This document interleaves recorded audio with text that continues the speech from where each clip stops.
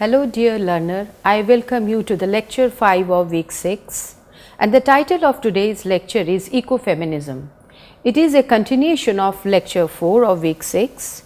So first of all, we will have a look at the topics to be covered in today's lecture. First is concerns of ecofeminism. Second, how the devaluation of women's work and environment has taken place. Third, what are the values of patriarchal capitalist economy? Fourth, what is the nexus between the capitalist and the state? And the next is the reductionist nature of science. And the last we will see the need for a subsistence perspective. So to begin with, in a patriarchal economy, women's work is devalued because only that production is considered productive which is giving profit and is guided by market relations. So we know that the woman has been assigned a vast section of domestic responsibilities and that work is considered to be unproductive because it is not earning profit or it is not being guided by the market relations. So as a result of this work is not recognized and it is devalued. So that is the characteristic of the patriarchal economy or the domestic economy, in other words. Now women's work constitutes activities which are for self-consumption, subsistence and renewable in nature. Now further, the ecofeminists have argued that if we have a look at the nature of women's work, we will find that it is mostly based on subsistence. It is for fulfilling our subsistence need. It is meant for self-consumption or the consumption of the family, and it is renewable in nature. So if we have a look at the nature of the woman's work, we find that it is not as per the norms and as per the precepts of market relation or market economy, which is guided by profit and which is guided by increase in production. So therefore these work are considered non-productive because they are not producing any profit, though they are very essential for our subsistence, like the caregiving function or the reproductive function. They are very essential, but they are not considered productive because they are not showing profits in terms of money. Hence, women are considered as economically inactive, though they are always doing 24/7 work, but in spite of that they are considered unproductive and their contribution is not recognized in the economy of a country, though they are contributing so much in an indirect way to the growth and for the progress and I would say the basic foundation of the economic system. Besides devaluation of women's work, it undermines the economic value of protecting and rejuvenating the resources of earth and role of women towards it. As we have been studying since our last lecture, that the ecofeminists argue that the present model of development as well as our patriarchal system or social conditions, they have not only undermined the economic value of the women's work, but the faulty methods of production have also led to the degradation of environmental resources. And moreover, it has undermined the role of women in protecting and in the preservation of environment. Now, the expansive and profit oriented nature of capitalism leads to more utilization of resources and also need for cheap labor. So, as the capitalism is having an expansive nature by itself, and we have already studied it in some of our other lectures, therefore it needs more resources, it needs more labor and therefore it expands across other countries, and that was manifest in the form of imperialism and colonialism. And one of the reasons behind this expansion is the earning for more and more profit, and therefore the profit can be increased only when the resources and the labor are available not only continuously but also at a very cheap rate. because ultimately if the cost of production is brought down, then the profit will automatically increase.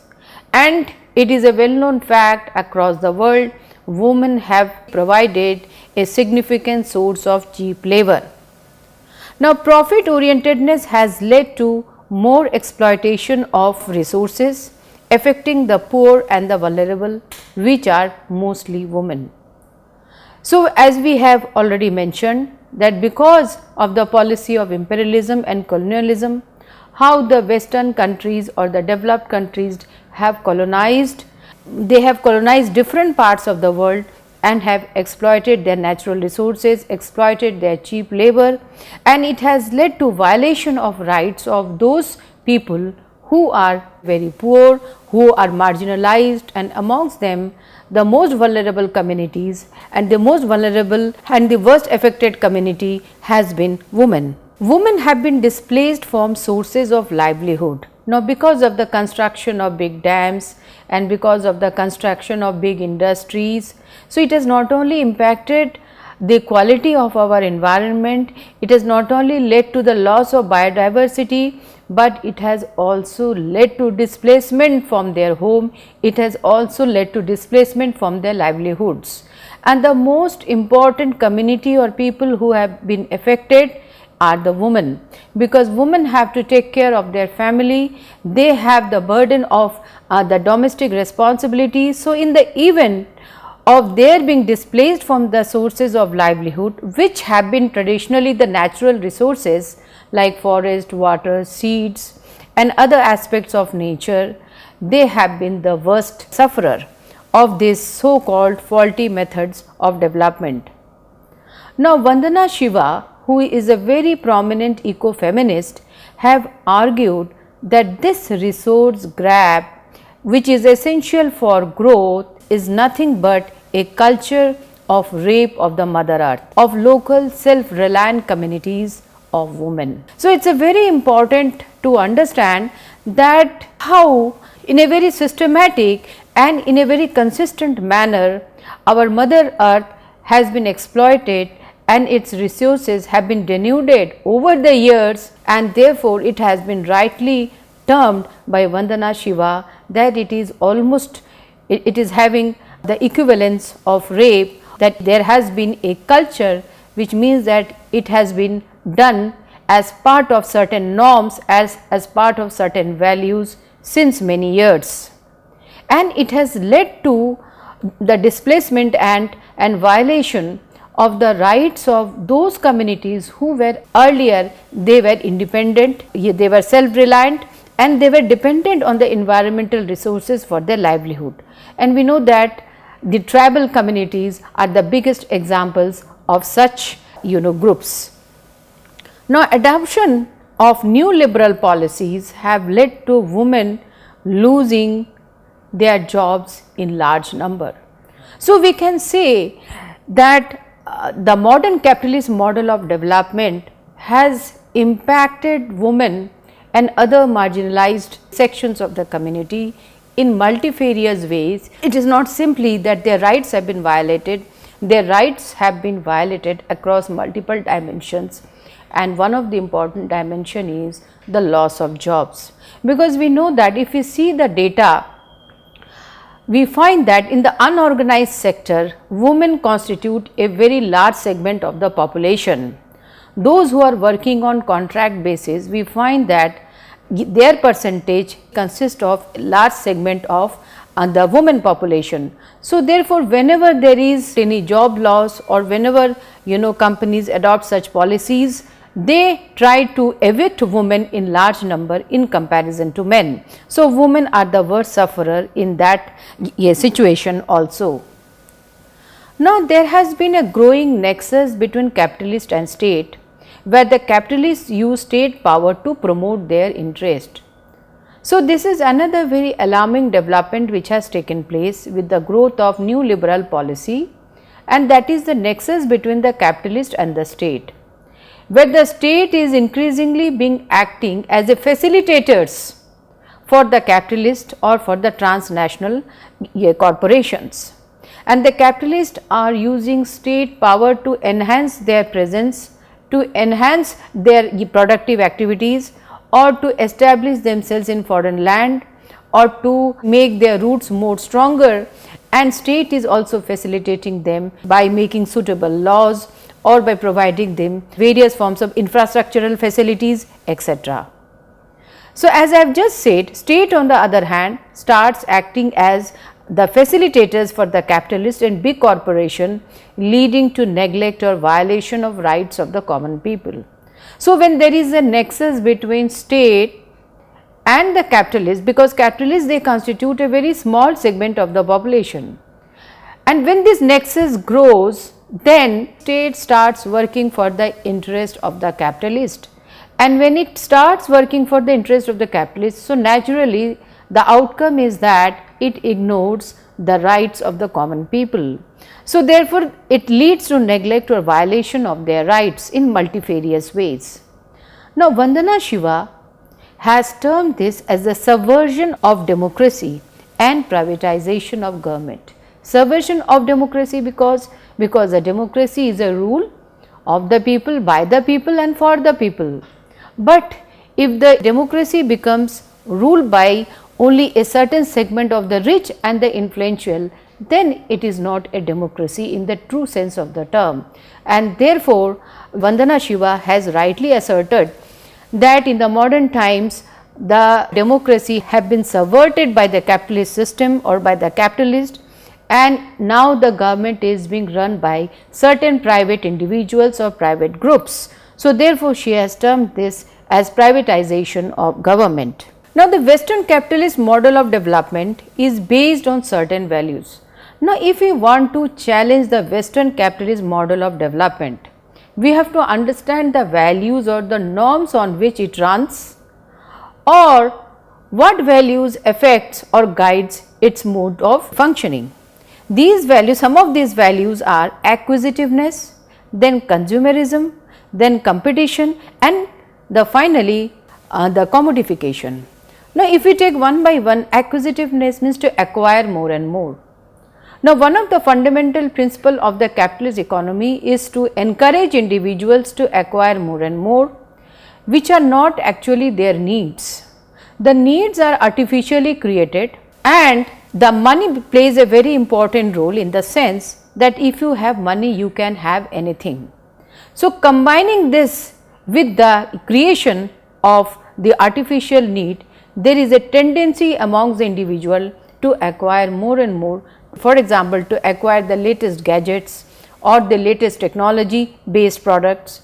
They are illustrative of our increasing addiction towards acquiring more and more. And the second is consumerism, because consumerism is also an outcome of the modern phenomena or an outcome of the process of modernization, because a modern model of development, it emphasizes on consuming more and more, and since I have already mentioned the needs are artificially created, so naturally there is always a desire for more and more consumption, and individuals have been reduced from an individual or a living being or a creative being to merely a consumer who consumes. So, this a very narrow view of individual and his or her needs is one of the important feature of the modern capitalist model of development. And the next feature is competition. We know that the capitalist model is guided by market economy, and market economy is based on free and open competition, where every individual have the rights to compete freely in an open atmosphere without any interference in the market and excel himself. So, therefore, competition is another important feature which believes that only by competition the best and the meritorious will come forward. And the most alarming aspect of the Western model of development is the tendency to treat everything as a commodity. And the word commodification means anything which can be sold or purchased for money. Because when you reduce everything to commodity, and if you give the supreme value to money, because money has acquired the supreme value over all other values of our lives, because human beings are guided by much higher values, for example, of creativity, of cooperation, but the increasing importance given to money and followed by the increasing level of production and the creation of artificial needs, they all have combined together to facilitate individual to treat everything as just a commodity which can be sold, purchased and given away with the help of money. So, if you have money, you can purchase anything. Similarly, the individuals are also being treated as commodity. The nature and the women are also treated as commodities who can be sold and purchased at a certain price. Now, this capitalist economy has led to commodification of women and nature, leading to exploitation and violation of rights. So, naturally, when you do not consider a resource to be a living body having their own rights, needs and expectations and desires, then naturally it will lead to violation of their rights as human being. They will lose all their autonomy, all their sense of creativity, all their sense of innovativeness, and they will be simply treated as commodity who are exploited because somebody has the money to purchase and sell them. Now, people are reduced to consumers and the production is done only for earning profit with no higher intrinsic values. So, the basic aim of the capitalist system is to increase production, then to sell their products and to earn more and more profit. So, profit earning is the highest motivation or aspiration for all capitalists. Now, this emphasis on profit earning as the whole sole objective of development is totally misleading. It is totally alarming in nature because it leads to neglect of all other higher values of life that guides our existence, that guides our personal and social development. With the spread of globalization and the liberalization policies, corporates have shifted their base to places where there is availability of cheap labor and natural resources. I have already discussed this point, and this process has been increased because of the impact of globalization and because of the impact of the liberalization policy since the 1990s especially. Now, women have been a significant source of cheap labor. They are paid lesser than men for same work done. Now, this has been happening since ages, and even in the Western countries, we say that it is generally said that only in the non-Western countries we will find gender discrimination, but it is not true. Even in the Western countries, women have been fighting for years to get equal pay for same work, but still we find that across the countries in the world, women are still, they are paid less in comparison to men for the same work done. So, this is another form of exploitation. Women most of the time have to work under inhuman conditions with long hours of work, no maternity leave and work security.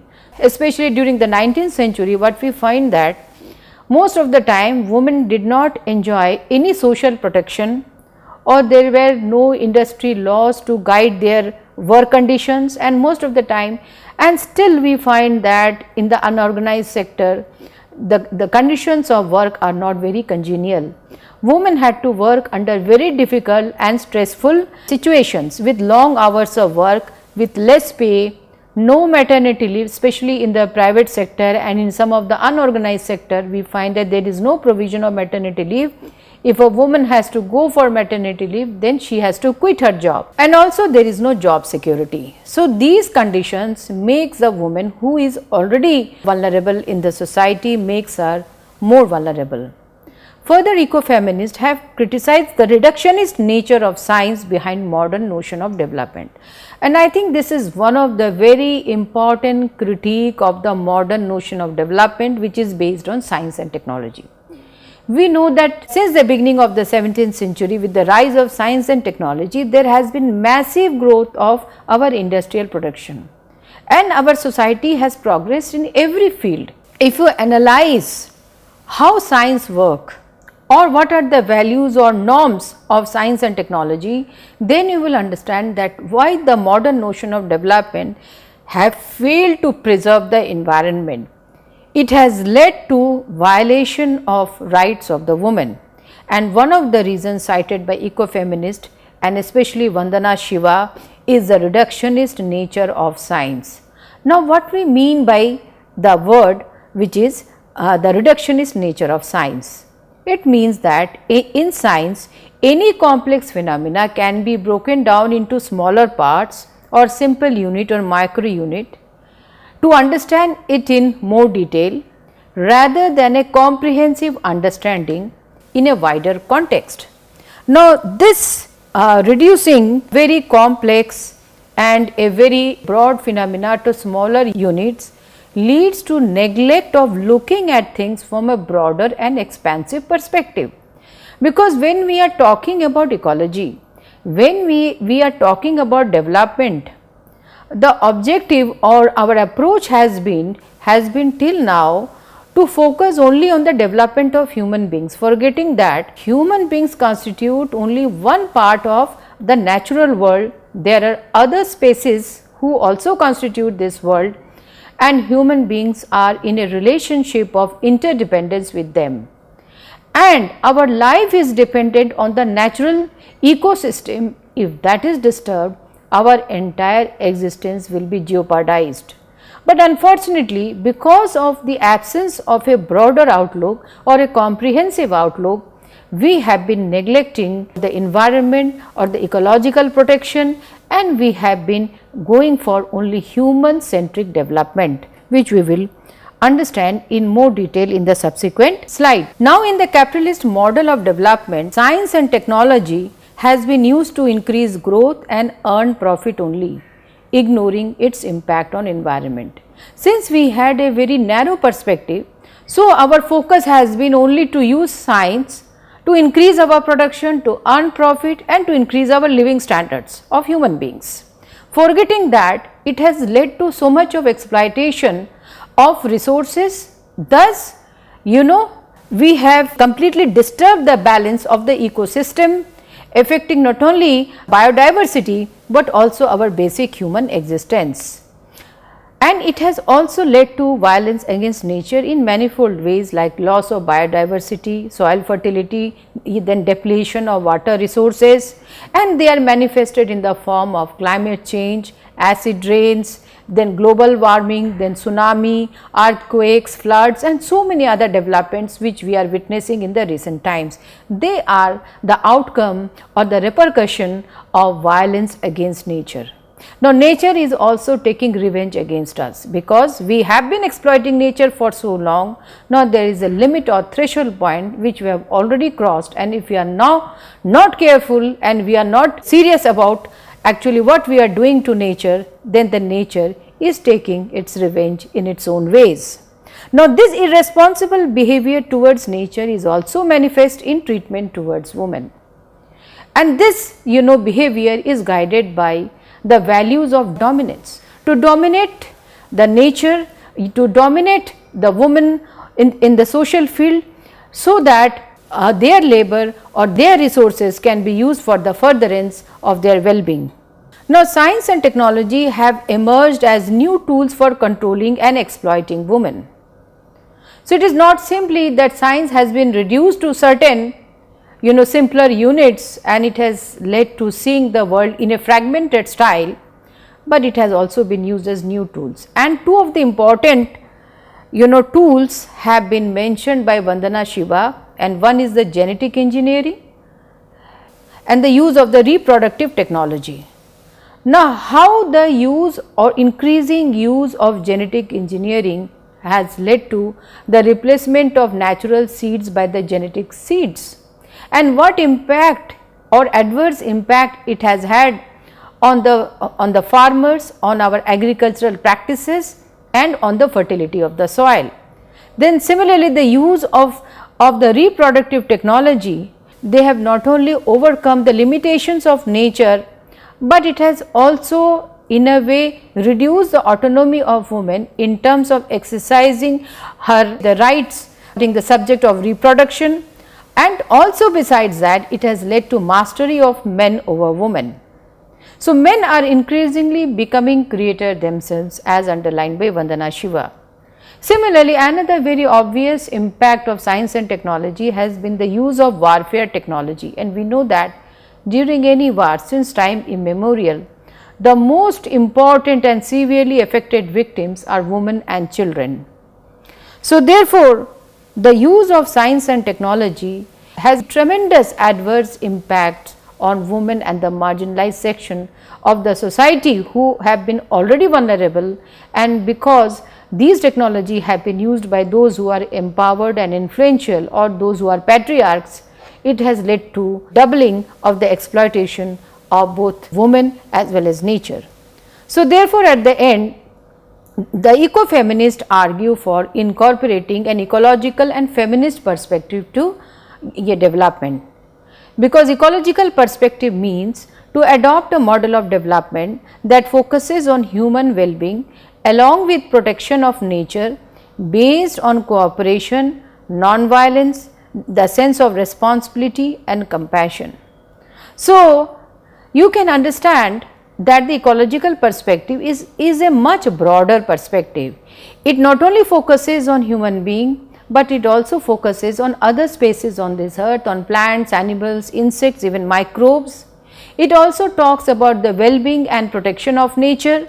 Along with that, it talks of incorporating certain values, because without certain values, without certain sense of values, we cannot adopt an ecocentric perspective, and those values are cooperation, non-violence, then a sense of compassion and a feeling of the responsibility towards others and especially towards the mother earth. Now, what is feminist perspective? Feminist perspective aims at recognizing women's role and knowledge in the preservation of women, women's unpaid oblique underpaid, that is subsistence based contribution to economy. So, they have underlined two important things, and the first important thing according to ecofeminist is that when we adopt a feminist perspective, it means that we are understanding the women's knowledge of biodiversity and their role in the protection and the preservation of environment. And the second important point which comes under this perspective is that we have to recognize the underpaid or unpaid work of the subsistence economy, which is being performed by women and which is not yet, it is recognized and it needs to be recognized actually.